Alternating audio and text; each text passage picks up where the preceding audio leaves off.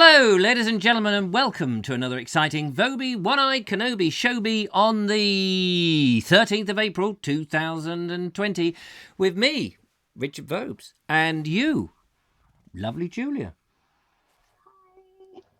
Oh, hang on. Why can't I hear you? Suddenly gone quiet.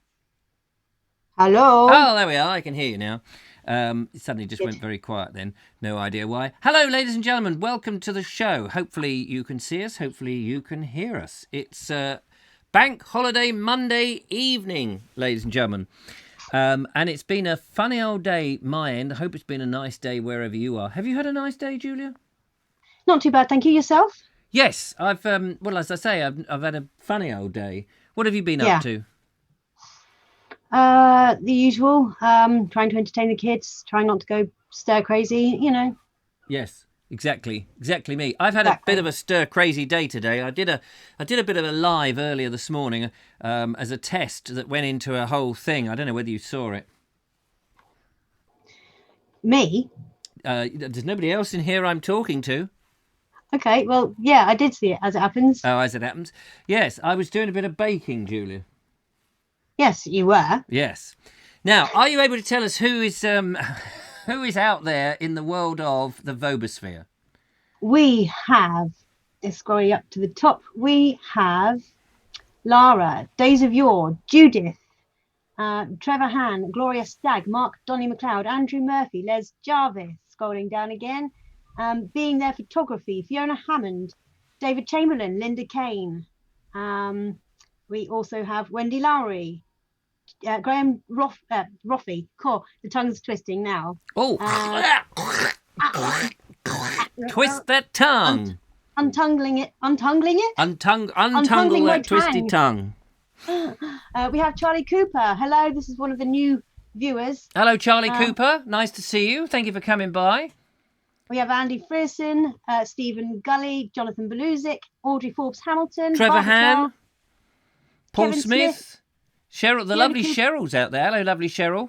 Cheryl. And Claire Leach, Linda Kane, Floating Our Boat. Good evening, all. It's so nice to see you all. Welcome along. Yep, we also have Ron Langley, Claire Leach. You say Claire Leach. I said Claire Leach. Floating Our Boat. This is a bit like the generation game, isn't it? The cuddly toy, the tea master, what else? The coffee set, a plate. It was a nice little ball of something. Good game. Didn't they do well?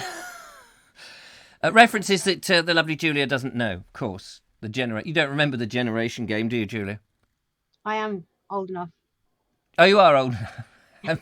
I'm very... For a change. I'm very pleased that you're old enough. Oh, dear, a lot of names. And Robert Croser's there. So anyway, ladies and gentlemen, I don't know whether you noticed, earlier in the day, I did go live. I was doing a bit of an experiment. I wanted to do some cooking earlier in the day. Baking. I suppose it's called baking, is it? Not cooking. Baking. The lovely Mark Donny McLeod. Is Mark Donny McLeod out there? Have we seen him? Mark Donny McLeod, yes. Yes, marvellous. Mark Donny McLeod, you'll be proud, Mark Donny McLeod. You will be proud. Aye, lad, I'll be proud up there, up north, away. Oh, know what I mean. Yes, Mark Donny McLeod, because I did a bit of baking, and I may have excelled myself this evening. I was so excited, I thought, do you know what I'll do?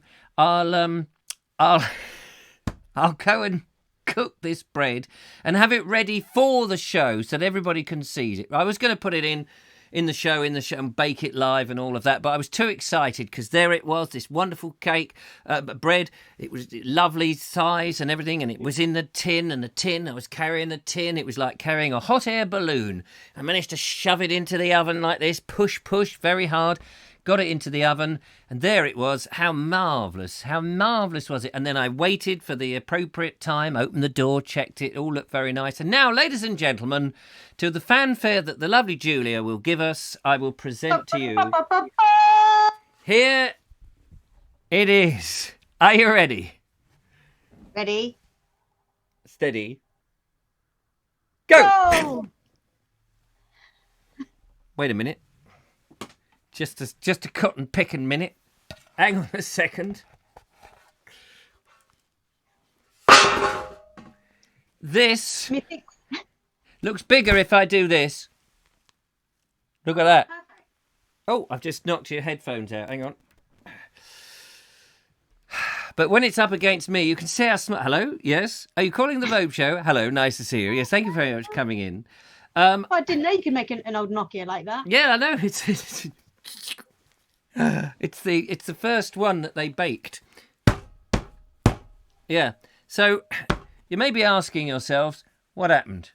Well, I think that what happened was there was two things that went wrong. Firstly, I put the wrong type of flour in there. And secondly, I think I kneaded it too early. I think what I was supposed to do, I don't know if people saw it, but I was doing this and then I did this squelchy stuff, squelch. I did a bit of juggling, didn't I? I did a bit of juggling with the dough. And then I put it out. What? It looked very good. It was very good juggling. Thank you very much. I put it out there on my windowsill in the sun with the cloth over it and waited for it to rise. Waited for it to rise. Time ticked on. I was waiting for the bloody thing to rise and nothing bloody rose, did it? Nothing. Nothing rose whatsoever in any shape or form. It just stayed flat like that. And I spoke to Barry Stevens. I said, here, what's the secret of getting bread to rise? He said, well, you could stick it in the oven when it's on very, very low, see if that makes a difference. So by the time I lit the Essie, I thought, oh, sod it. I'm just going to shove it in and see what happens. And it's cooked, but it hasn't risen.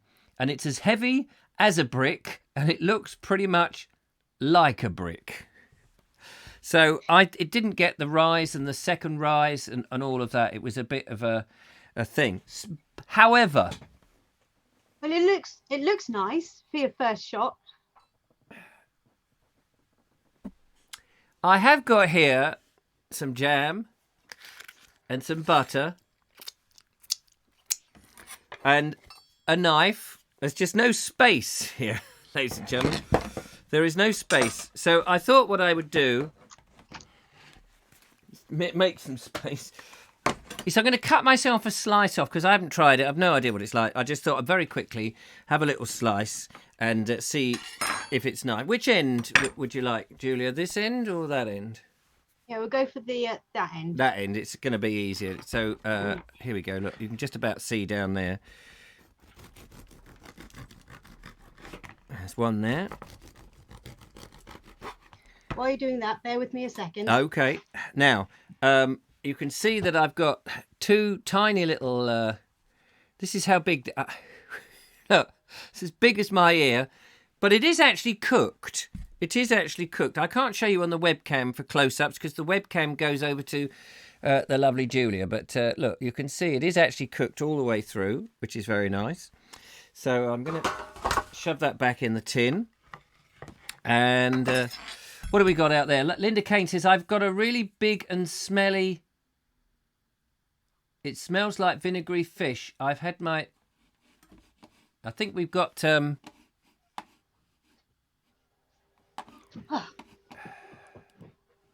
about that. Sorry, we're just getting rid of a troll. Oh, already? Yeah, I'm afraid someone's dressed up as Linda Kane and was rather rude. So it's gone. It just won't do, will it? Just won't do. Right, so what I'm going to do now is I'm going to butter each one. I notice I've done two, because... do you want jam on yours or not? No, no jam, thank you. All right, okay. I'll put jam on mine. Oops. Oh, God, mine's falling to bits a bit. So I've got jam on that one. Got this one over here. This is for you, Julia, here. Oh, lovely.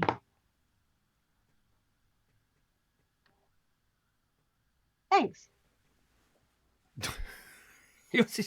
How did it grow, Julia? It's magic. It's magic. You could have made it smaller so it looked more like the loaf. All right, then. How's that? That's good. It's a bit over... We're a bit overexposed, I'm afraid, on your camera. Oh. But it's not your fault. It's my fault. I don't know why. That help? It's because the lights are on the screen, I think. But anyway, it doesn't matter. Anyway, what do you think? Does it taste nice, Julia? Oh, it tastes really good. Don't know what you're on about. What about you? What do you think? I tell you what, It's quite full and heavy. Yeah, that'll sit nicely on the tummy, won't it? But actually, it is edible. It's very full. It's right, you know, really compact cake. Bread. Anyway, Julia, what are they saying in the comments? Wow, 9 minutes in and already 105 viewers. What ho, Vobeses, says Andrew Norris. And Jeff Kellison says, I don't know what oil they use, but yum. Now, Alex Turner says, I love horses, like the picture. What's in the background? We have red rum and a Concorde, just because. Michael Angel says, could you build houses with it? You could jolly well build houses with it. Yeah. Right. Okay, I'll tell you what we do. Where in Sussex says, it's not just edible, it's breadable. It's breadable. It is delicious. I can tell you that. It's and it's quite heavy. I should think that will probably take a while to come out the other end. Anyway, I think what we'll now do is we'll go and have a look at a video. And then we'll come and we'll put the calls on and see if anybody wants to talk to us. Linda Kane, Jeff, I'm here, but I'm not sure if it might be the other one again. That looks like the real Linda Kane. Linda, sorry about that. Somebody obviously hijacked your account, and that was terrible. And I've ditched them, so that's that. Right, let's go into the video box and see what we've got on the video. We've had a lot of videos come in. I'd just like to say, Robert Croser, thank you very much for going back and refilming. We will be playing that one in, but we'll be playing it in tomorrow. And Barry Stevens has got one for tomorrow, which we will be looking at on wine making, which is definitely very interesting. But in the meantime, one I've been meaning to play in for a while, Barry Stevens has been out for a walk. I'm sorry about it taking so long to get to this one, Barry.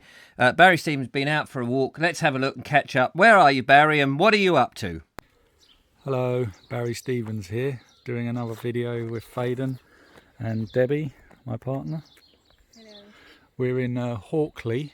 We've done some shopping, come out to do shopping. We thought we'd do our exercise for the day. So we're at Hawkley Church, which is St Paul's and St Peter's Church. Quite an interesting church. Faden's going to show you this lovely yew tree. It's amazing. Yeah, it's very old, so they've had to put like wooden blocks underneath. They have.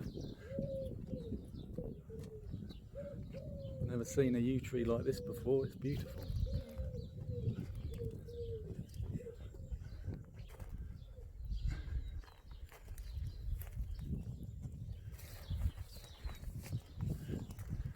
Anyway, we'll get back to you in a minute.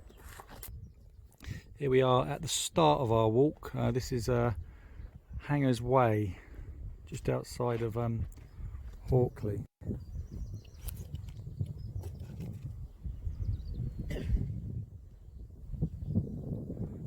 Lovely day. The birds are singing. Anyway, we'll get back to you when we find something else interesting. Bye bye. I'd just like to show you the church from a distance if the phone will zoom in to it. That's where we were just at. We just heard the church bells ringing as well. We did. I think it was 2 o'clock. And here you have the South Downs, I think it is. Get back to you in a mo. Just thought I'd give you some woodland scenes as well. Here comes Faden, the athlete.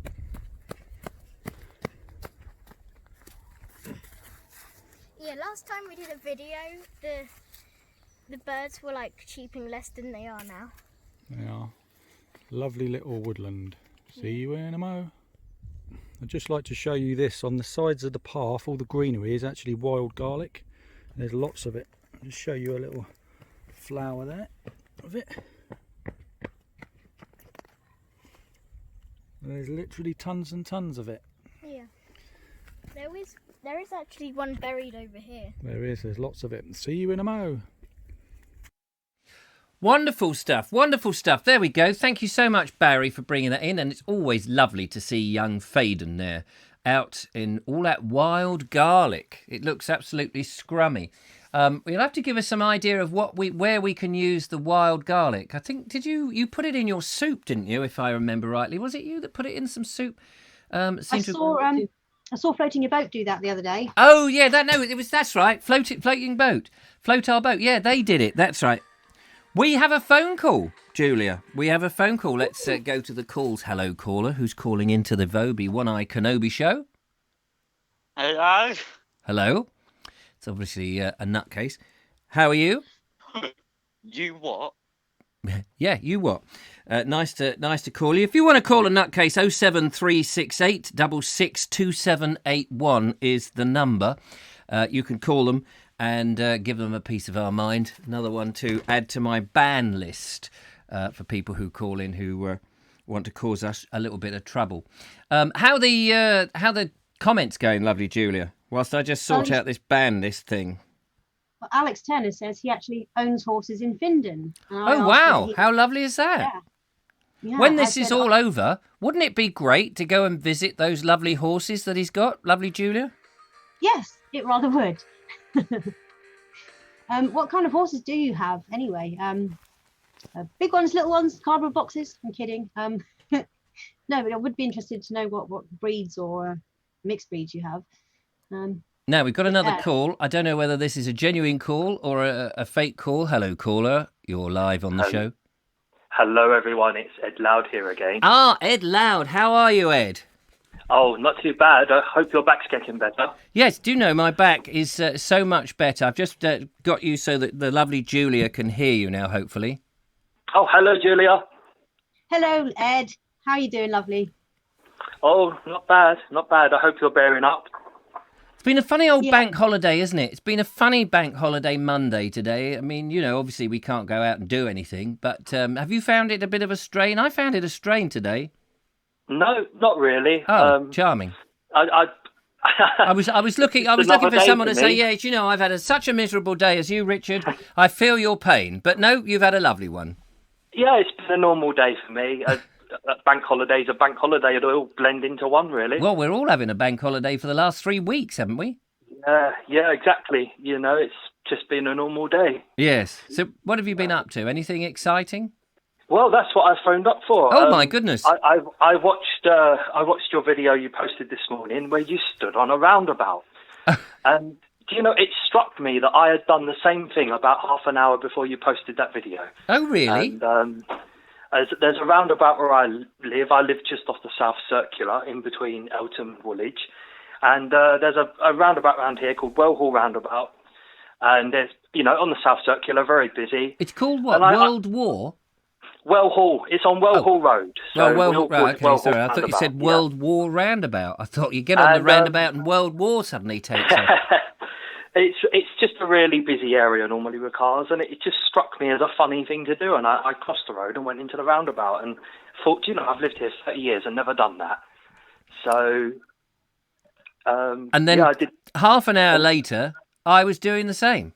Yeah, exactly. And it just struck me as a strange thing. So I thought I'd call in and let you know.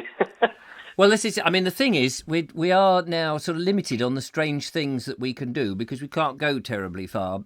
So we've got to make our amusements where we can. Yeah. What about you, Julia? What's the strangest thing you've done, Julia? What, ever or recently? Ever.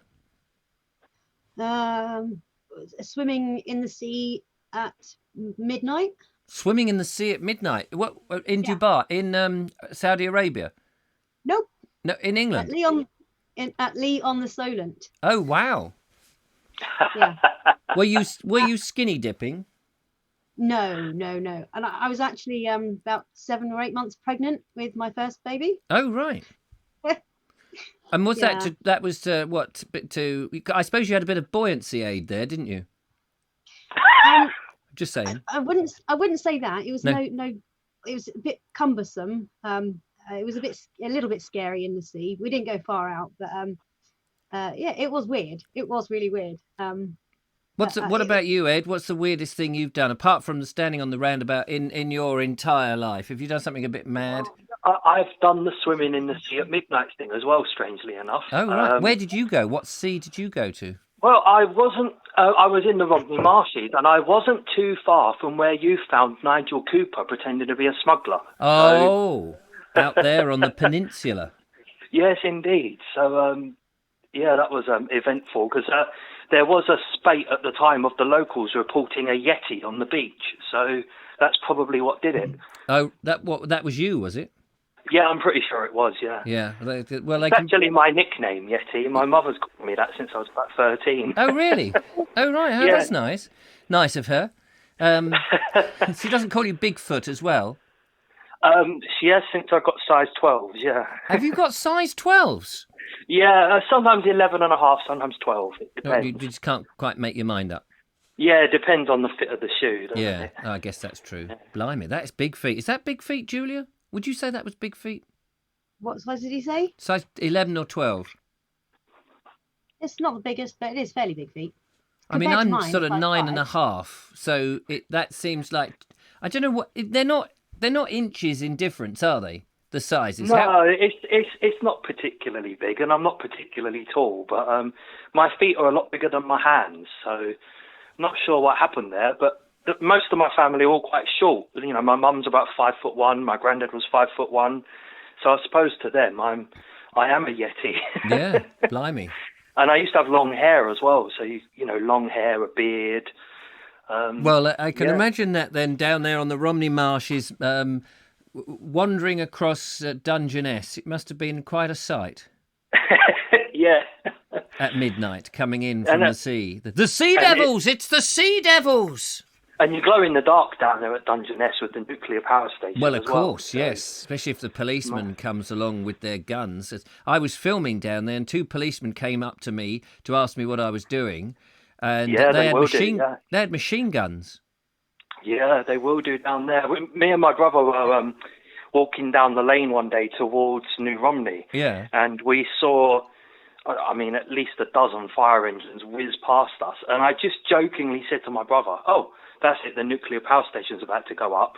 We got back to where we were staying, and lo and behold, there was a fire at the power station.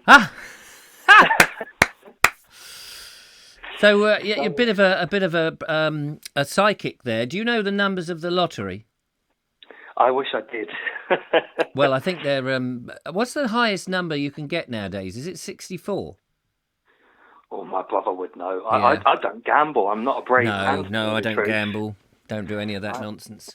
I have no sort of thing against it. I'm just not very brave, so it's not me. But yeah, my brother will remember that. I heard him chuckling from the other room, so he must have just heard me say about the fire. We both remember that fondly. It was just one of those funny coincidences, you know. So today was the roundabout. What are you going to do tomorrow?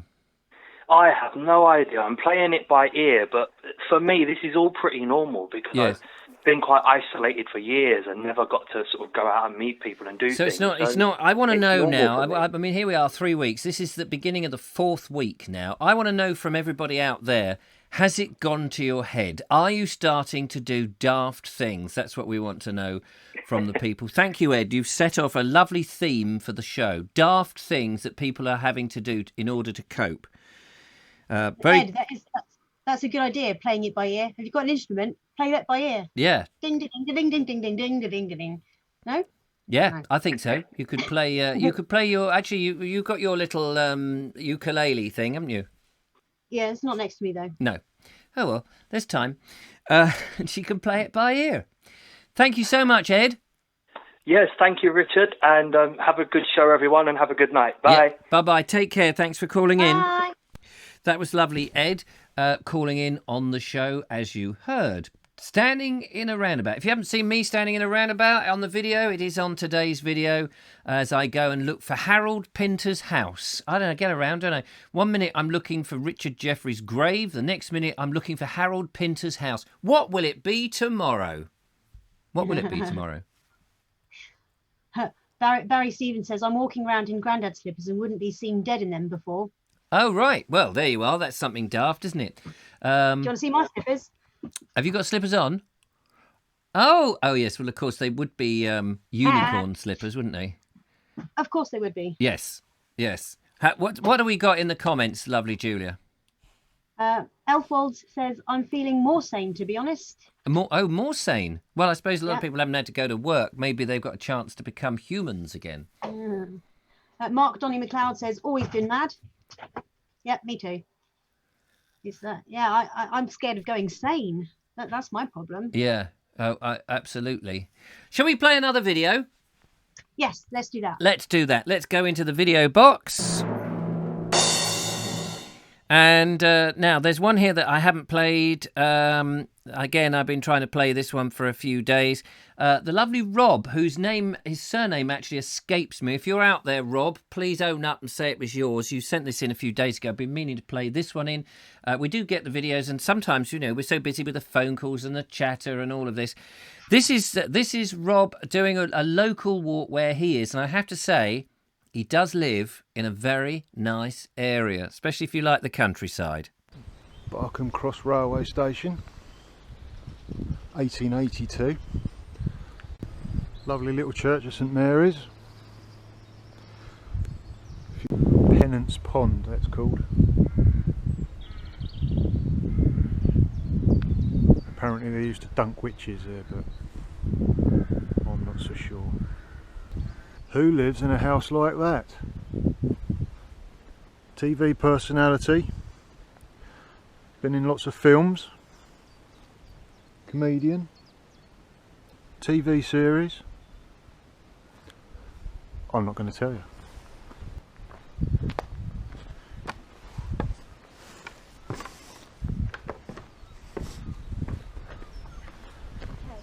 So we've got plenty of wooden enemies coming up in wood, along with the old celandines and the good old primroses, which there are a lot more than there used to be, which is a good sign.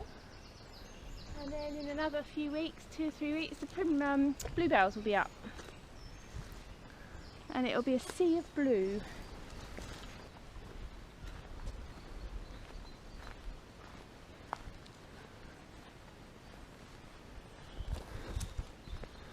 This is the old railway track. And a little walk around where I live. That's where we started, on the railway line, all behind these trees. And then we come back through this gap, up onto this here field. And we live just over there.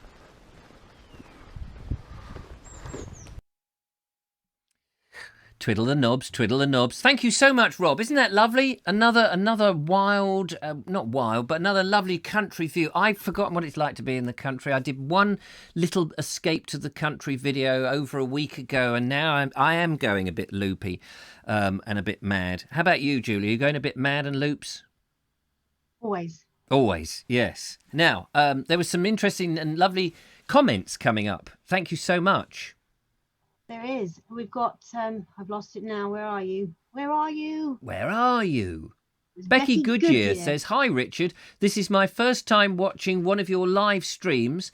Enjoying greatly." Thank you so much. Tonight's a bit of a strange old affair because we've got so much technology trying to run it, but we're doing our best. Thank you for coming in. Yeah, David Keel says, thanks for doing a great show each evening, Richard.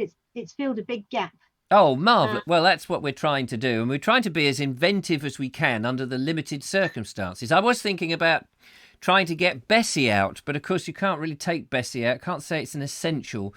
For those that don't know... Bessie for a walk. Yeah, take Bessie for a walk. Bessie is this sort of vehicle that I built for an event that we did.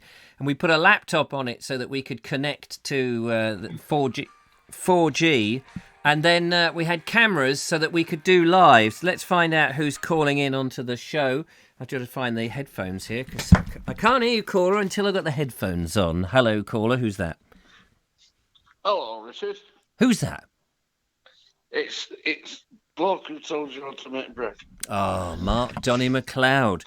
You must be very proud of this idiot here. What did I do wrong? What did I do wrong? Here's a hint. Yes. Not playing football or juggling with dough might have made it more like a loaf. Hang on, I'm just going to put you Just so a that hint, lovely you Julia know. can hear you. So yeah, I sort of kneaded it too much to begin with, didn't I? Yeah. Basically, it's a point of just bringing the ingredients together to form a nice big ball, you see. Once you form that nice big ball, you've got to treat it like a baby, Yes. not a football, you know. Ah. So you put it in the nice bowl and be very nice to it, big, you know, the tea towel over the top, put it in a nice warm place, Yes. so it can grow nice. You don't pull it into little balls and start juggling with it. You know, just a tip for next time. You know, it might work better. It might work better. I tell you what, though, as a solid loaf, it is quite tasty. Yeah. Oh, It's just not well, fluffy. no, because you know, as the aforementioned, that's why it didn't rise. I also made the mistake by putting in a bit of self-raising flour. Yeah, you would have thought that would have helped it rise more. Hmm. You know, but obviously, So when you know you see pictures of people in the old days and you see them kneading the bread like this, heavily kneading it for ages, is that a different Yeah. type of bread? yeah, it's because the yeast they had in those days was live yeast. And what is Which this, would give dead off yeast? a lot more. Well, no, it's dried yeast. Oh, I see. So what happens is it comes back to life when it gets wet. Right. So that's the difference. So The live yeast is a living organism. yes. You can actually, from some bakers, they will actually sell you live yeast. And you only want like 50 grams, which is an ounce, to to make a few loaves of bread. Make a nice big dough out of that, and make quite a few loaves. But you will find with that it really rises, and it does take some knocking back. But I think a lot of the problem in the olden days was the flour wasn't up to much. I see. So you know problems there. Well, I'm not going to give up. I'm going to try it again. No, that's your first one, and it actually came out, so that's good. I Yeah. didn't see No. Julia's. I saw her eating some bread, but didn't see it. So, you know. So okay. now Julia, Hello, Julia. Hello. have you tried making bread before, Julia? A long time ago, and then I was given a second-hand bread machine, and I used that a few times. And then it Oh, started what do you think collecting about dust. bread machines, Mark? Oh no, I Oh. don't. I know he hates them. Don't hate me. Don't hate me.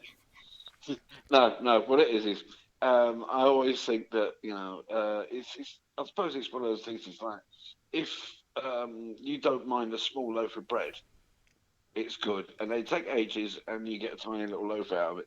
But it's kind of if it gets people into making bread, it's a good thing.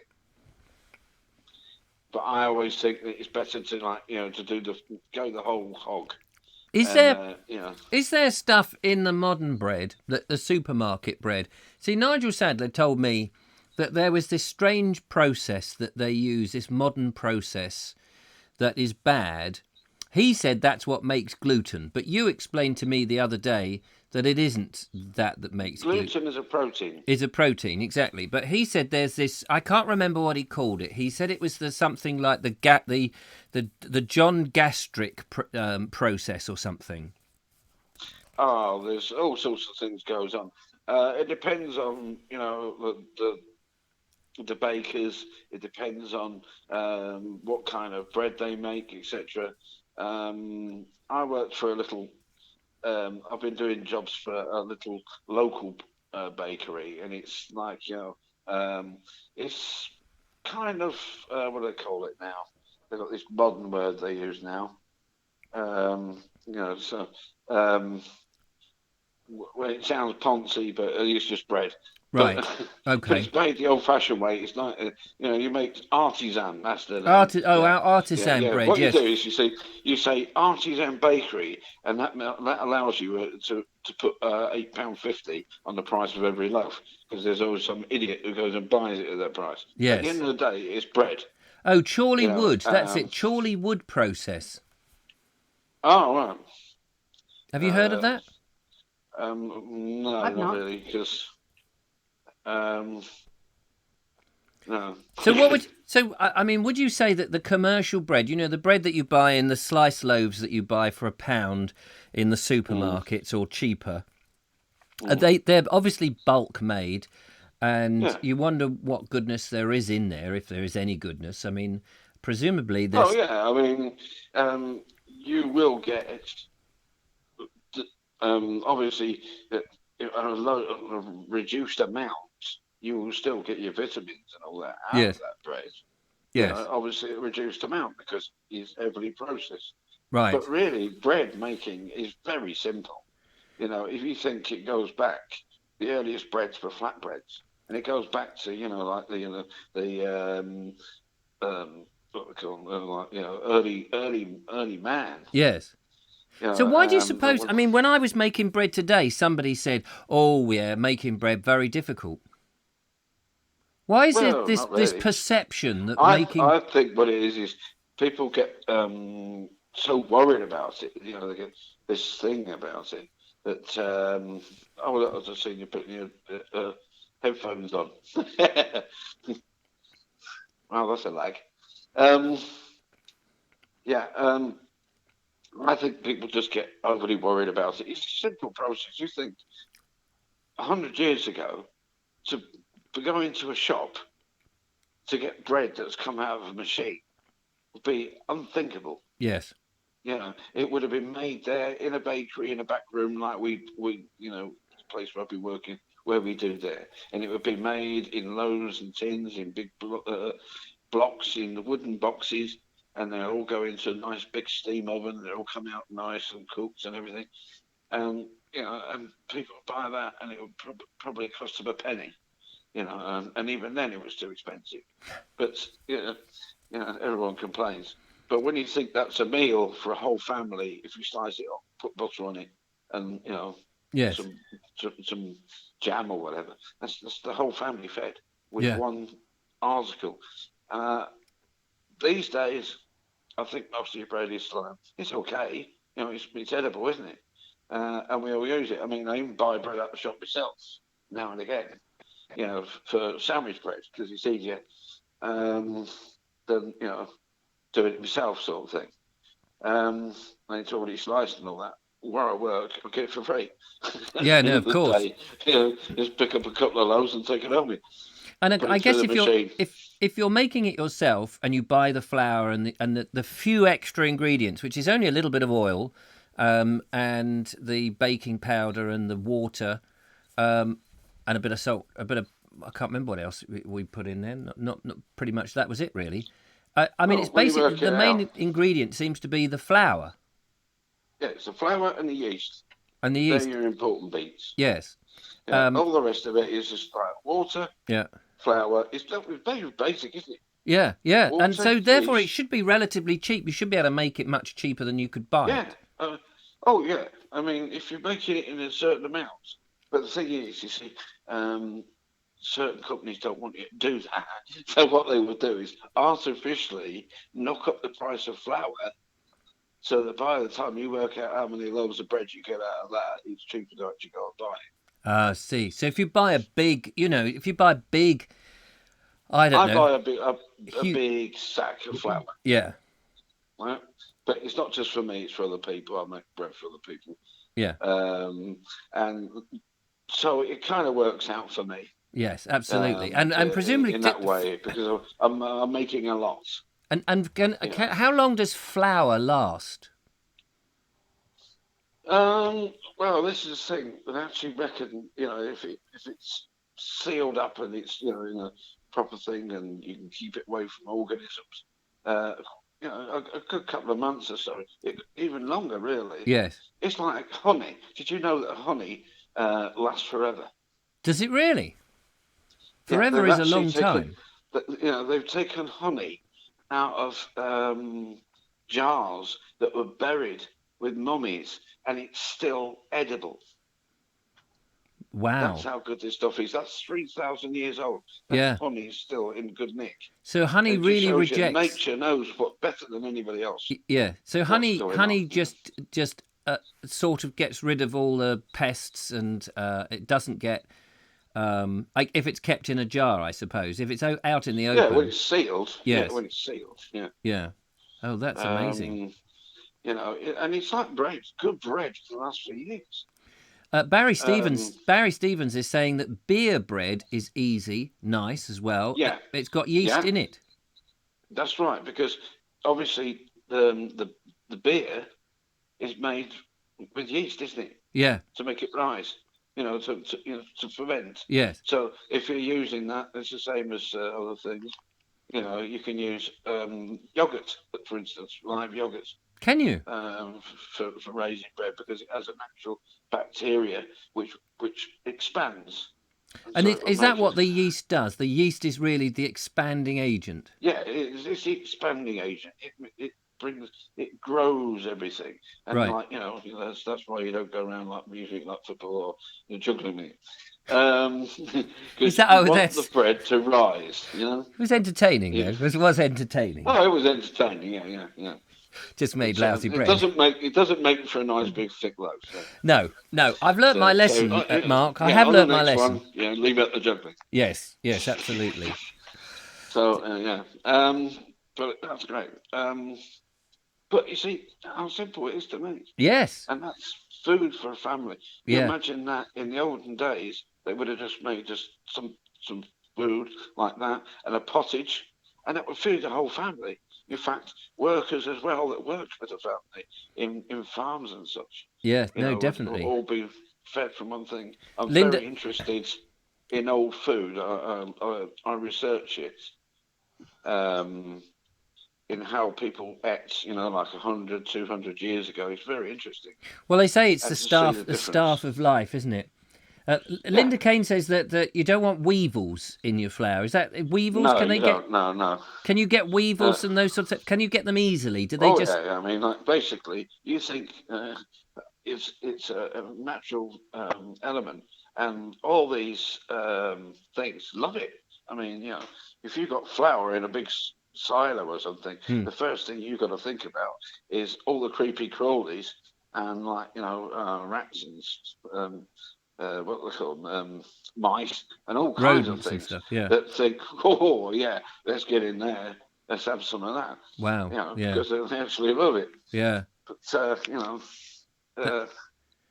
But we could talk for ages, Mark. We could, but I think it's time I called off. I mean, let other people speak to you. And you're a lovely night. Thank you for the show, both of you. That's our pleasure, isn't it, Julia? Julia's away with the fairies at the moment. Sorry, and we can watch some more videos as well. Yeah, there we go. Say goodbye, Julia, as she's gone. Okay. Goodbye. Bye, Julia. Bye, Julia. Take care. It's very difficult doing this over the internet because there's lots of different distractions happening, and Julia's also trying to keep an eye on the chat room as well as our lovely Julia. I know. Yeah. But I noticed that there's a bridge that is missing its trolls. Yes, that's right. We need the bridge clamping down on them. Anyway, lovely to talk to you, Mark. All right. Tutty bye. Have a good night, everyone. Thank you so much. Take care. Thanks for calling in. Stay safe.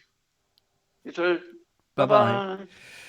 Superb. There we are. All about bread. You never thought you'd get all that information about bread, but it just goes to show. I mean, I've always had that impression, have you, Julia, that bread was a very difficult thing, and you had, having a machine to do it would take out the hard work, because I thought of all that kneading that you needed to do. I don't know. I've never known it as a hard thing to do, but as something like anything that's worth doing is, takes time and effort. I can hear you better now. I've got a head. Yeah, I think so. I can just about hear you better on the headphones there. But like I say, I've never actually, I've not for a long time made bread, and definitely not without my mum. Right. So Trevor Ham says our homework this week is to make bread. Yeah. How about that? That's fantastic. Yeah. Well done, Trevor. Do let us know how it goes. Way back when, Ian Beddoes said, been watching for almost 20 years now, and Mr. Vobes hasn't changed all that time. I do sometimes put a different jumper on, but it's rare. You're quite right. It is quite rare. Hello to Mike Stevens. Lovely to see you.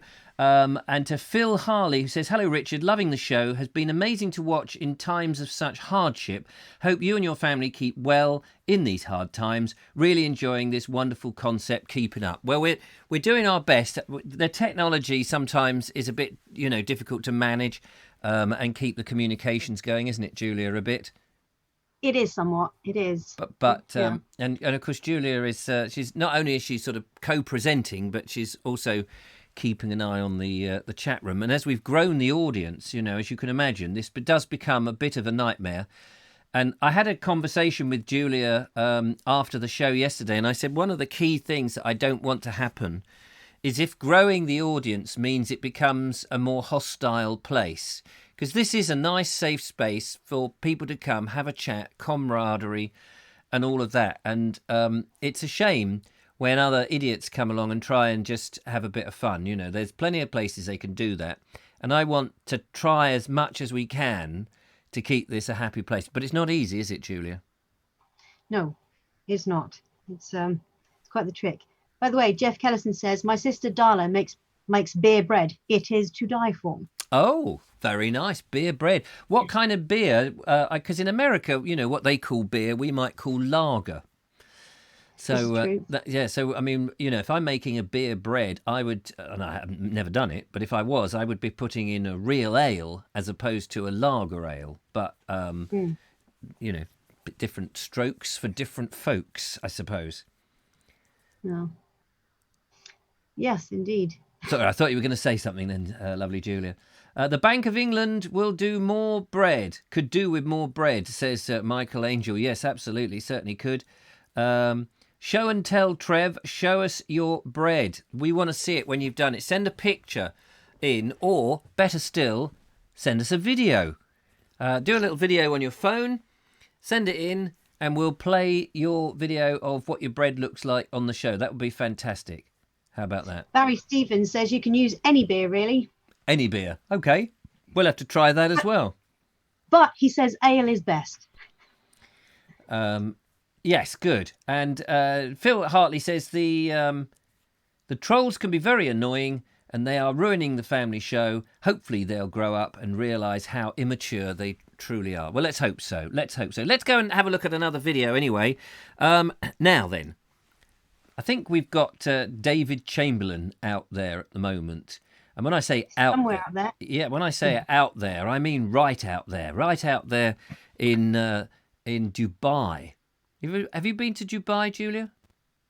I stopped over there once on my way to South Africa, and I think I went there when I was a tiny child as well. What did you do in South Africa?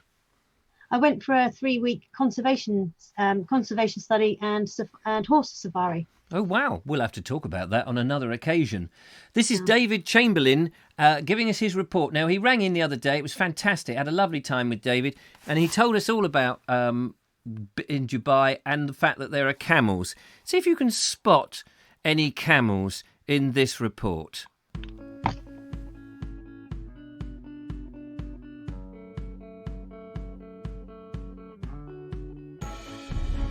Good evening, Richard. It's David here. I said I'd do my video. I apologise, it's probably not very good, but this is me driving in my car. I've got to go to Carrefour to collect some groceries. This is near Maktoum Airport, which is the second airport in Dubai, and it's due to become the main airport, I think in maybe 2021, 22. So we're just coming off the turning now for Carrefour, and this is an area called Jebel Ali.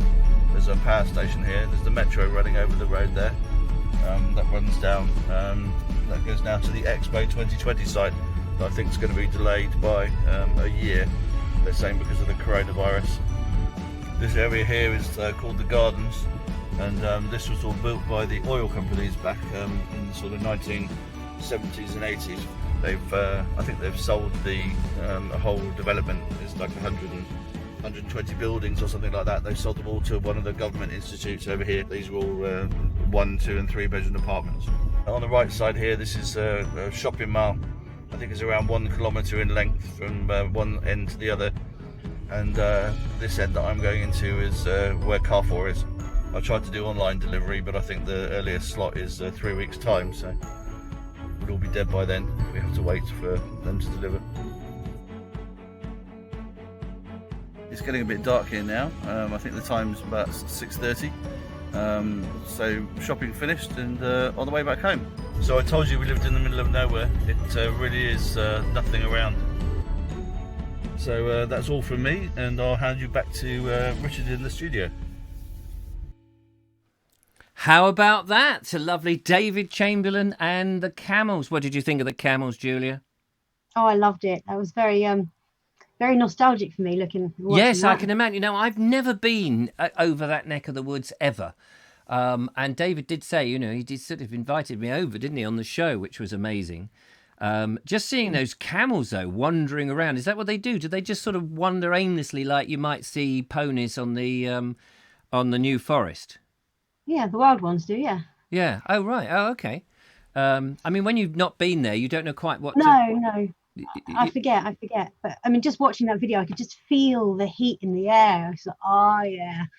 Yeah. Some of those buildings, that building with the hole in it looked quite amazing. Those sandy-coloured buildings, it just exactly like Saudi. It was, and the supermarket complex, which he said was what, 1.5 miles or 1.5 kilometres or something? That's just huge. A lot of consumerism going on in there then.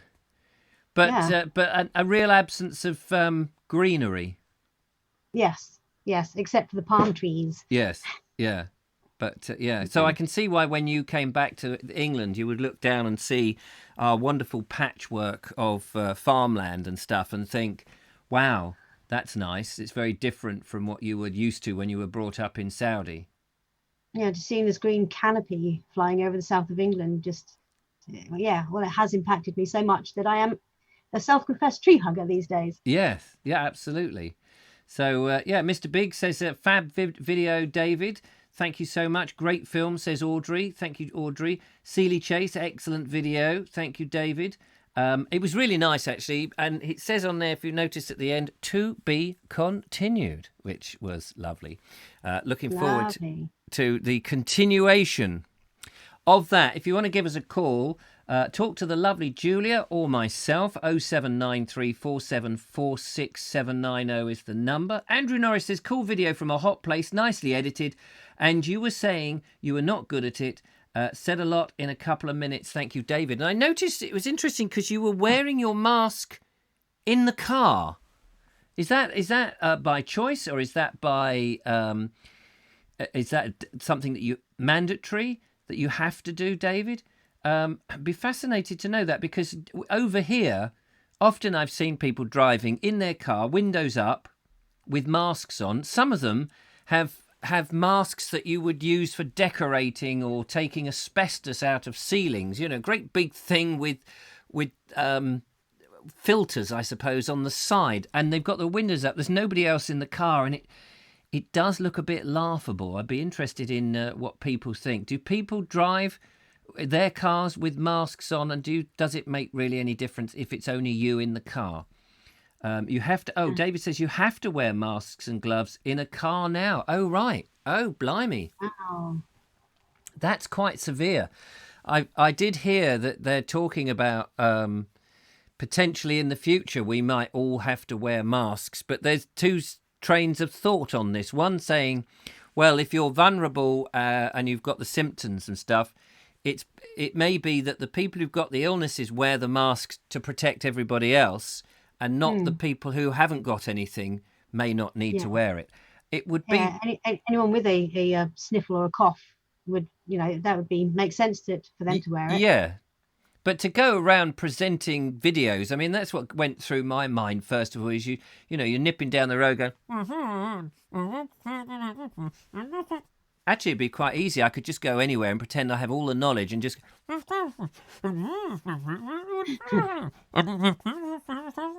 might work. And I could just then type it up on the screen, just copy it from Wikipedia, and people go, "He's a brainy bloke, that bald explorer bloke, isn't he?" But I think it would be awful, don't you, to walk about the streets having to wear masks, even, after this lockdown? What do you think, Julia? Yeah, I wouldn't enjoy it very much. It's fine. Well, it's handy if you live in Dubai and there's a sandstorm, but yeah. Because presumably it gets very hot and presumably, wet and damp. What are they like? The police have checkpoints. There was one on the way home. Gosh, you get fined if not. It's hot wearing the mask. It is so hot wearing the mask and you're in a hot country to begin with, and on top of that, it just seems mad. Masks are a deterrent to touching your face. Oh, I see. Yes, of course. I suppose you can't touch your face because you've got that. Mike Dixon says, apologies for being late. I was chatting with friends on Zoom.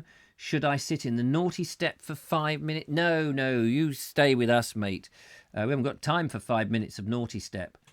Over 40 degrees in Dubai, says David Chamberlain. How about that? If you want mad and crazy, camels in Australia, loads of them, says Mark Donny McLeod. Have you heard of that? I thought they did a big cull on those lately, like 10,000 of them. On camels? Yes, I've seen images. It wasn't nice. In Australia? Yes. I didn't think I thought they had kangaroos in Australia. They were set loose by Westerners, obviously. But why obviously Westerners? Well, because the indigenous people didn't have camels. Oh, I see. Oh, when you say they were let loose, they weren't let out the zoo. No. People used them to as pack animals. So they brought them over. Yes. They're not indigenous to Australia. No. They're not native.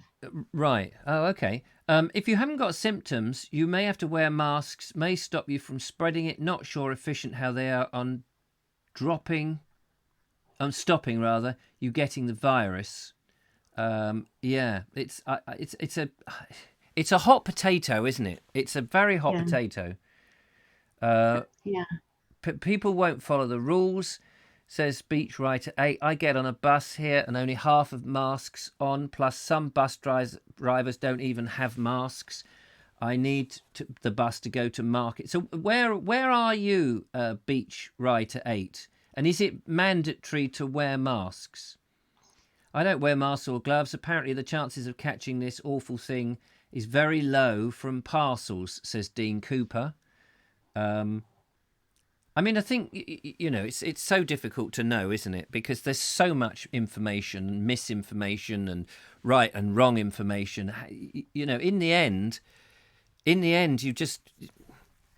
we could get rid of all our civil liberties and end up under a completely police state, under fear.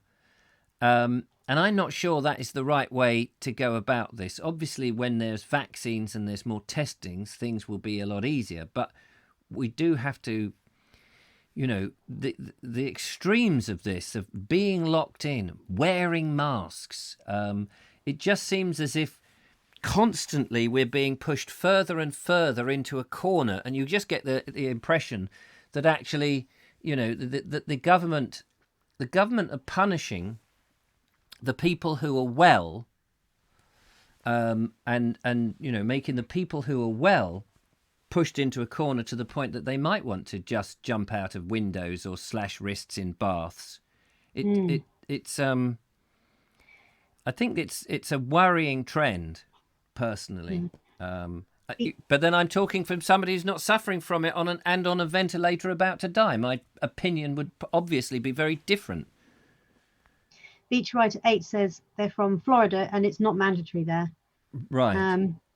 And Ricky Bryan says, I feel gloves give people a false sense of security. And I think that as well to a certain degree. Yeah. Because it goes on the glove and you can't wash your gloves so easily, can you? Whereas you can wash your hands a lot easier. You can put sanitizer on your hands every time you've had an interaction with something. And you're just as capable of touching your face with the gloves without thinking about it. Yes. At least, I suppose, with a mask on your face, you're less likely, even if you do touch your face, you're touching the mask rather than your face. But yeah, like someone says, the masks aren't to protect you, it's to protect others from you potentially giving it to them. So it's all very confusing, isn't it? It is. Claire Leach says, we've been given a mask in case we come across a client who has symptoms. How do you know? I mean, if they're in the early phases, you don't know they've got symptoms, do you? Until they've got symptoms, but they may be carrying. It's a good thing. Linda, I mean, it's a good question. Linda Kane says, if you wear gloves, you still have to wash your hands just as often as you have to wash bare hands. Gives a full sense of security. Exactly. John Berger says, gloves are actually worse because people are more apt to wash their hands when bare. No one washes gloves when you're wearing them, which can make the contamination worse. Yes, I would absolutely agree, because gloves you're going to put down and pick up and do this and do that, and you know, unless you can put them into a microwave every time and sort of zap the bugger. I don't think they'd last that. Pardon? I don't think the gloves would survive that. No, absolutely. Mike Dixon says lots of nurses and doctors say they're at risk of getting throat and chest infections as a result of wearing face masks. Yeah, it's a catch-22, isn't it? Yeah. I mean, I think the social distancing thing of 2 meters makes sense to me, and you can have conversations with people. You can still stay a distance from them, and you know, most people that you're having that sort of distance from them, if they're coughing or sneezing, you're not going to get that close to them anyway. And somebody who's coughing and sneezing who's got symptoms are going to not want to be interacting. You know, normal, everyday, common sense people are not going to want to go, hello, mate, yeah, come over here, mate. You know, they're not going to do that. So it's the surfaces. We can train ourselves to wash our hands, but to go around wearing a face mask. Yeah. I suppose the other point is that Linda Kane mentioned is the fact that, you know, you may be asymptomatic, as if you may have it but not have any symptoms. You may just be carrying it. Yes, but how do you? On. But okay, so you may be carrying it. You're not showing any symptoms, and you're having a conversation with somebody, but you still got your 2 meters distance. You're not passing it on. No, with the 2 meters distance, and especially if you're washing hands and not touching face and things like that, then you reduce the risks by every little thing you do like that. Yes. But but you know, I mean, if you stand too close and you're just talking, spittle moves, you know, and you can easily accidentally spread it that way. But that's why the 2 meters. Yes. Yeah. Barry Stevenson says, good point. They'll only be able to lock down people for so long. Humans eventually will rebel. Humans aren't onions. Animals, but we are actually animals. Well, we're animals, but not in the way that animals are animals. And the thing is, animals will kind of go, this is the situation I'm in. Oh, okay, I don't like it. If they can get out, they will get out. But humans can look ahead. Humans can plan things in a way that animals don't. Humans will not tolerate things. And humans have this notion of the human right. People think that they've got these human rights. You know, this is a breach of my human rights. Humans can adapt very easily to things. And I think people will rebel. And plus the fact, when people have no jobs and have no money and they're hungry, they are going to do all sorts of things to get out of it. And ultimately, humans are selfish because it's my life over your life. Ultimately, most humans. There will be those that aren't like that, but more people will be saying, I want to live even if at your death. Because I think people are basically selfish when it comes to the point where, you know, unless you're somebody you care about. You know, if it's my children, if it's me and my children in a submarine that's filling with water and only one of us can get out, obviously I would get out I would let my children get out, clearly. Hopefully that would clearly. But if it's you and a stranger, you'd be going, oh, sod the stranger, I've got to get out. But I mean, you know, who knows how you would react in a situation like that? It would be a hard situation to think about. They're talking about underlying health issues in the chat, and it's a tricky one, that. But I mean, because obviously they can't, the media can't actually report exactly all of the symptoms and all of the things that each person had that they're reporting on. So, but from what I've experienced with my father-in-law,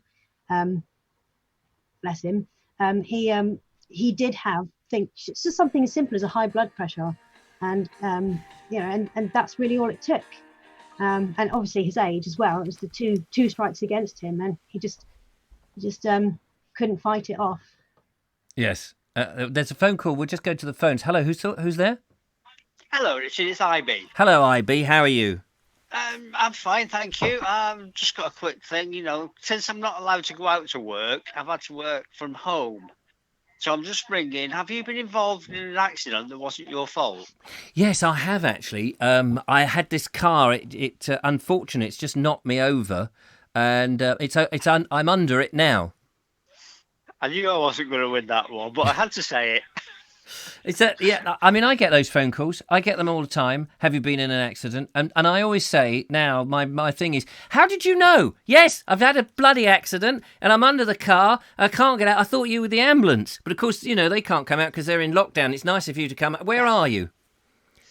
My response usually is, if I have, then it affecting my memory because I don't remember. Yes, I don't remember, mate. I don't remember. But I think I owe you a £5, don't I? I love playing with when people ring me up. They don't ring me up too often now. These sales calls, I just wind them up left, right, and centre. I don't blame you. It's good fun. You've got it. I mean, I guess we're going to get more of that as people have to try and find different ways to earn a living, which is going to be difficult because they can't get out and do whatever it is they do. So they're going to use the phones and emails and things, which is going to be a pain. But you're not working anymore. You're retired now, aren't you, IB? Pretty much, yeah. Apart from your phone, your phone line business. Well, yes, exactly. But the main reason I was ringing, yes, you were saying about weird things that have happened. Oh yeah, weird things that happen. Yes, thank you. We walked into a Denny's in LA many, many years ago with the kids for breakfast, directed to a table. And when I got to the table, sat down, I was sat next to a gun. A gun? A little revolver, yeah. Complete with its holster and everything. It turned out there was 2 policemen were sat in the same booth just before we arrived, and he'd left it there. Oh, my God. So the car was right outside the window, so I had to bang on the window and hold it up, and he came back in to retrieve it. Did you hear that, Julia?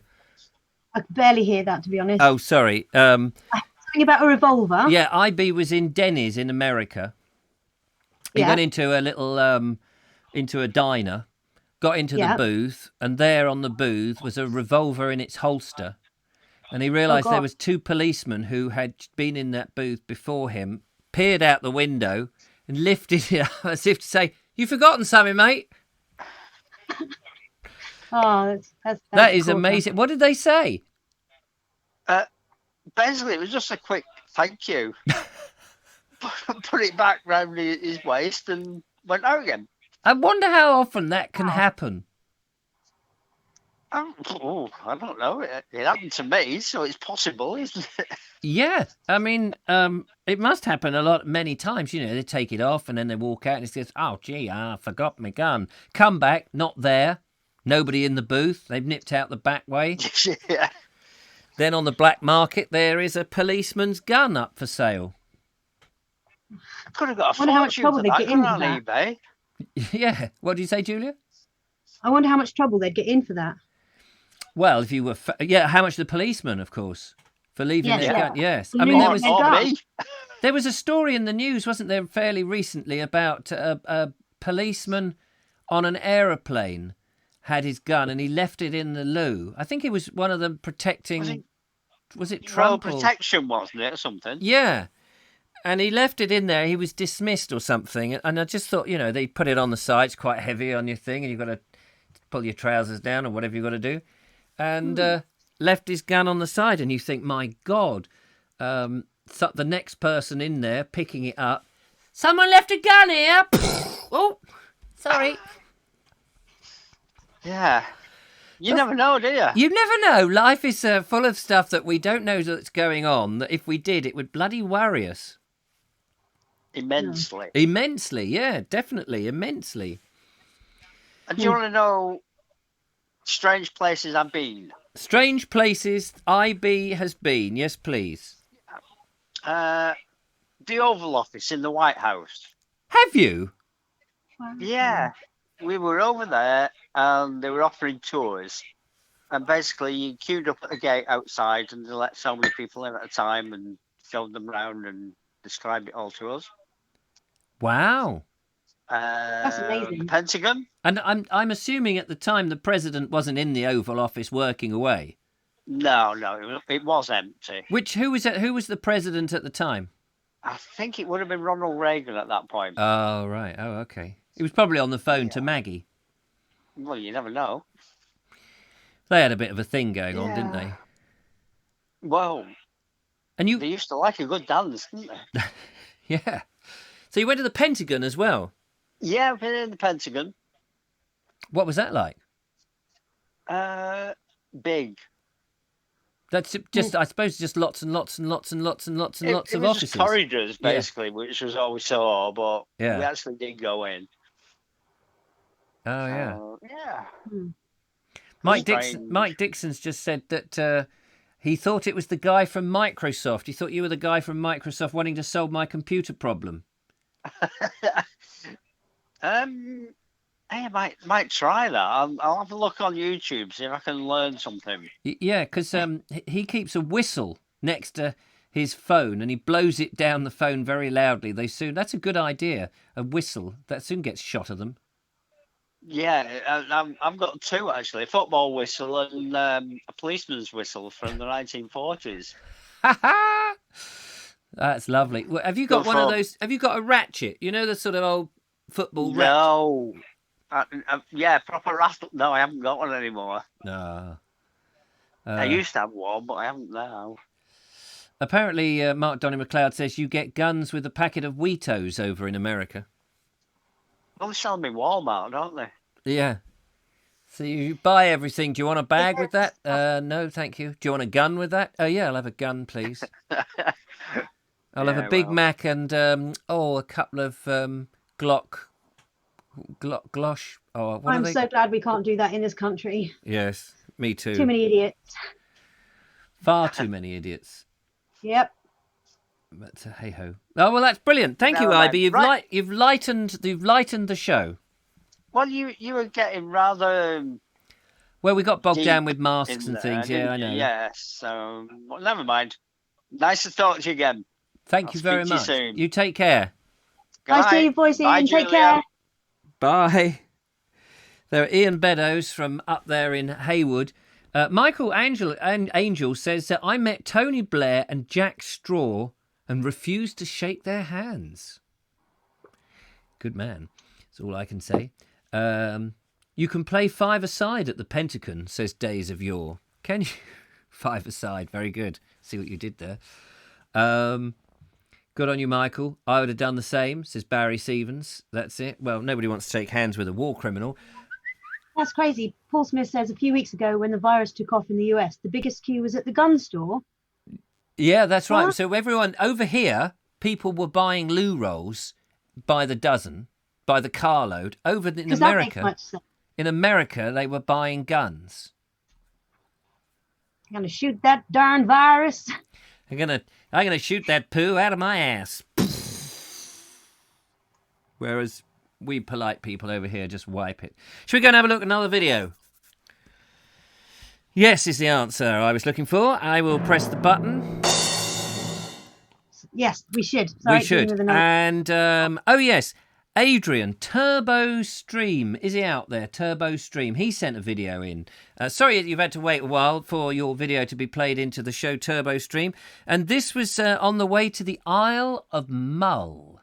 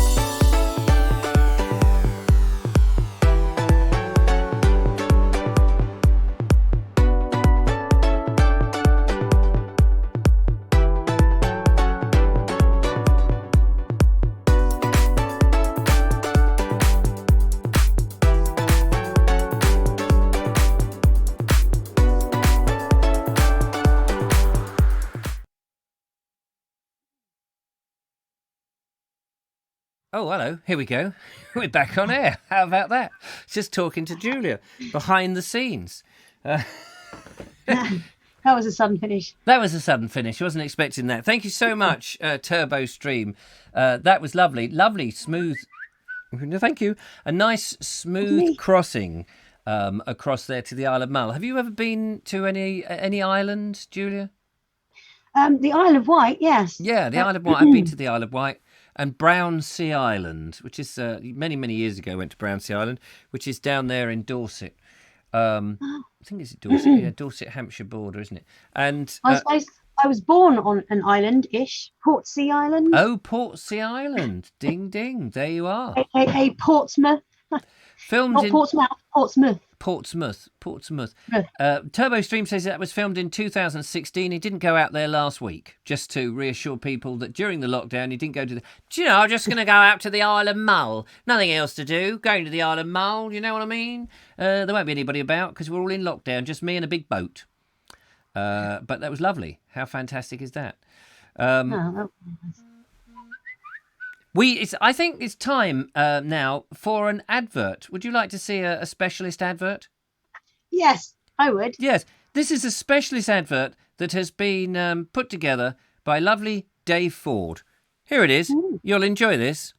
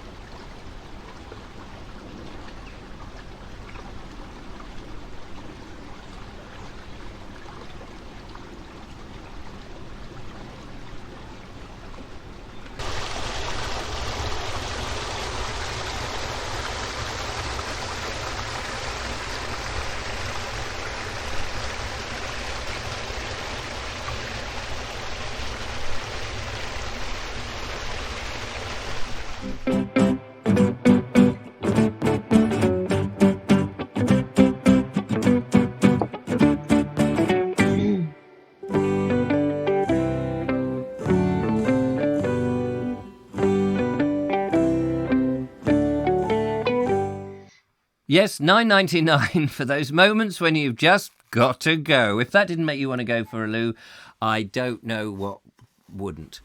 I don't know what will, rather. Yeah, so there we are. Bit of an advert from lovely Dave Ford. Thank you very much. Bit of creative stuff. Has that made you want to go? Oh, all that water.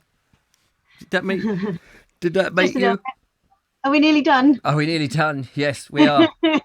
Fantastic. You know, an advert for Southern Water, says Linda Kane. Yes, that's it. I think I need the loo now, says Ian Beddoes.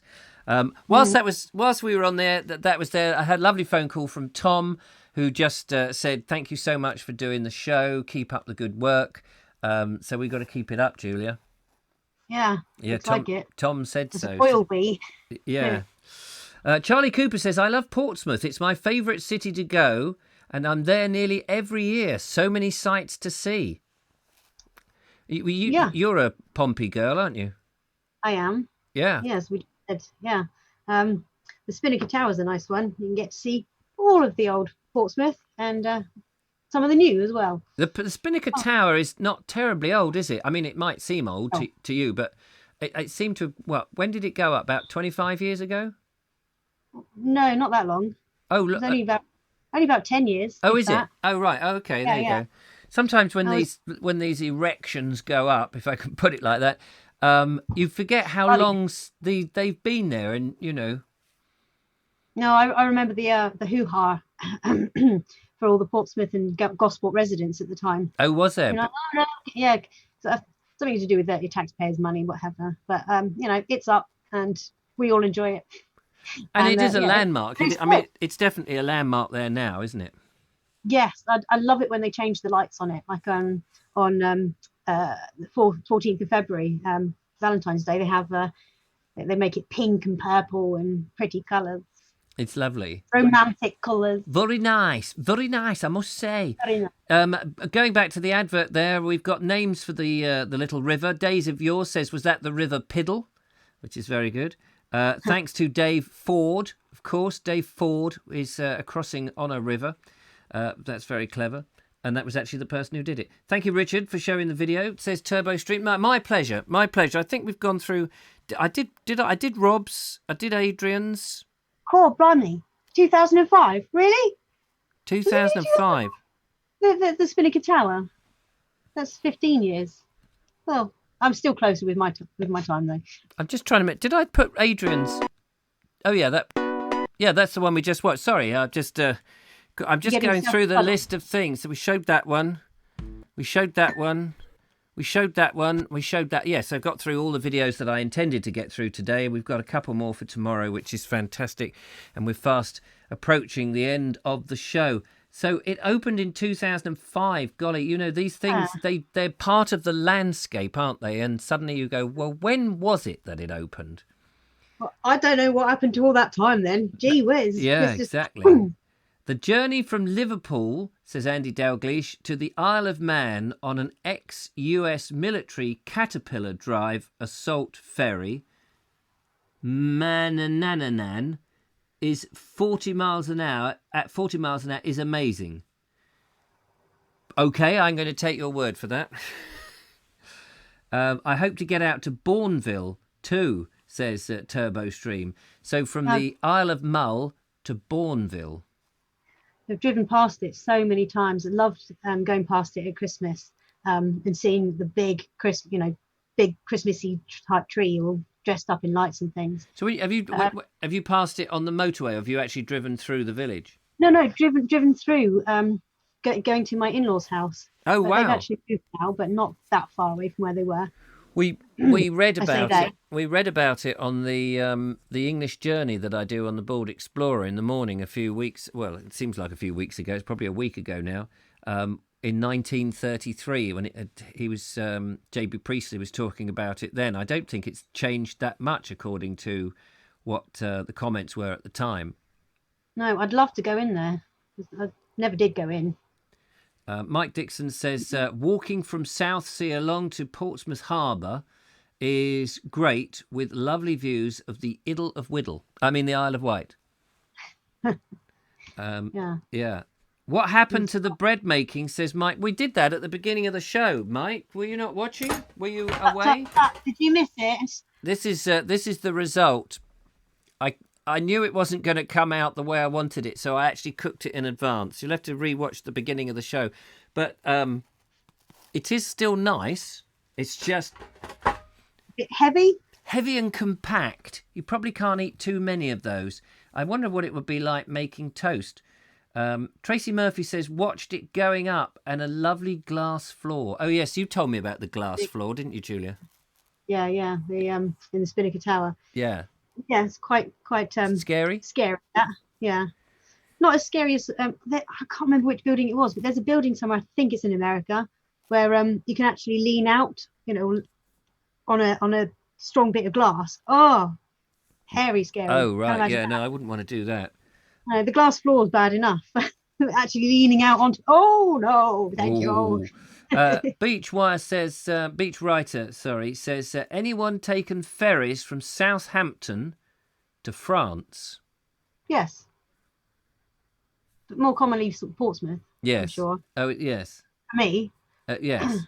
It was supposed to have been built for the millennium. Oh, I see. It was 5 minutes late, was it? 5 years late, rather. Originally, it was going to be called the Millennium Tower, but they ran into loads of problems, so it became Spinnaker Tower. Oh, that's interesting. Anthony Smith says, good evening, great show. Thank you very much, Anthony. Mike Stevens says, thanks, I missed the beginning, but we'll watch it. Yeah, sorry, Mike. Thought I saw your name up there. Yeah, we had a disaster with the bread, but I will be doing it again. I will do a proper version. I want to I want to be able to prove that Mark Donny McLeod is absolutely right, and I want to make Mark Donny McLeod absolutely proud of the Vobie One-Eyed Kenobi. I'm sure he is. Sliced toast in pan with egg in the centre. Oh yeah. Do you ever try eggy bread, Julia? I have tried it. I'm not terribly. I haven't had eggy bread for donkey. That's where you get bread. You dip it in raw egg. Yeah. That you've whisked a bit, and then you fry it, don't you, on both sides, and you end up with basically egg on eggy bread. Yeah, and that with a bit of black pepper and some salt. Delicious. Absolutely delicious. Who remembers the outside glass lift that got stuck with all the VIPs inside? Back to the Vinegar Tower, that. Oh, is it? Yeah, I remember that. A little bit funny. Always a day late and $1 short, says J.W. Harville. Always a day late and $1 short, story of my life. Making bread, says Anthony Smith, is so hard. Well, we've been told by Mark Donny McLeod that it's very easy, but probably like juggling, very easy when you know how. When you've practiced. I can juggle with the dough, as I proved. Eggy bread with cinnamon is good. Oh yeah, a bit of cinnamon. That's nice. We call it French toast and syrup, says Beachwriter 8. French toast. Oh, okay. Anthony Smith says, I love pasties. They're nice. Mark's Selwood's not there, is he? Because he's down there in Carmel. See, there's a French Cornish pasties. He'd be able to tell us that. It's beautiful pasty, Richard. Beautiful, isn't it? I've not seen him tonight. I've not seen him. He's probably down at Mousehole. Mousehole, Richard. Mousehole. Gunpowder, Richard. It's gunpowder. Sorry, we're just quoting some Mark Selwood's greatest clips from videos we've done. Warren's pasties are the best, says Anthony Smith. Warren's, is that a local shop to you? Where are you based, Anthony Smith? Yeah, French toast, wonderful stuff. Is that what eggy bread is in Croatia? Pizza, easy to make, says Ian Beddoes. Yeah, we used to make actually homemade pizza for the children when I was... Hello, talking about children. Here is a child. Here's a little one. Here's a little one. Hello, Joseph. Who's that? Hello. Yeah. Hello. Hello. Say hi. We don't want him to cry when he sees me. Hello. Now, what the viewers over there don't realise that there's a little camera there that Julia can see me because she can't see me in real time. She's only seeing the end screen that you see, which is actually 40 seconds after. Oh, it's complicated to explain. So she has a private feed so she can see me and I can say, you know, everything going all right. We have signals when a video is playing, which is quite handy. Not easy making bread, says Mike Dixon. Well, I think it's going to be easy. I think my next attempt is going to be fantastic. I think even Joe could do it. You could do it, couldn't you, Joe? He could get his hands in there and mixy. I think it'd be marvellous. What's this, Joe? Being there, photography, yes, lemon pond pudding. That sounds interesting. Lemon pond pudding. Mike Stevens says there's a Warren's Bakery in Worthing, but I think it's temporarily closed now. Oh, yeah, I guess it would be. Well, there we are, ladies and gentlemen. We've come up to 9:30. Thank you so much for coming along and joining us. I hope it hasn't been too disjointed for you. We've done our best. Bring little children, lovely ladies and bald blokes on the screen for your delectation. Somebody's got to. You don't get that everywhere. And, of course, it's been lovely to have you there. Sorry about all the... Anthony Smith has been deleted. Was he a troll in the end? Yep. Yep. He started off all right, didn't he? Yeah. Oh, well, that's a shame. But there you go. That's life. Sorry about all the trolls that seem to be affecting the show at the moment. It's been a bit of a one of those things, I suppose. But we will try and do our best to keep shot of them. The best thing to do, really, is if you see any, is just ignore them. Once they're given the elbow and ignored, I'm not saying that to the moderators. They've got No. Everyone else ignore them and let the moderators deal with them. Yeah, please. because eventually they will get bored and find somebody else to play with. And that's enough airtime for them. Exactly. So I will be back again tomorrow evening at 8:00, as if I had anything else to do. Oh, I was going to go out to a nightclub tomorrow, and Oh, what a shame. You can't now. I can't. No, I would come and do the show. So don't forget, if you want to send in a video, you're very, very welcome. Information is in the description. Make sure you film it in landscape. You can, of course, give us a call tomorrow. But that's it for now. Thank you, Julia, for coming along and being part of the show. Thank you for having me. Sorry, I was a bit distracted with the trolls. Oh, don't worry. It is very difficult. Thanks to Judith for helping out tonight. That's very kind of you. Thank you so much, Judith. And thanks to everybody else for bearing with and keeping the show going. Without you, the show would not be here. So thank you very much for coming along and being so wonderful and making the videos and all the stuff. And together we'll all get through that terrible calamity that we're all in. But that's it. Thank you, Julia. Thank you, Richard, for another lovely show. Take care. Look after yourself. And Will do. And you. Yes, I do my utmost.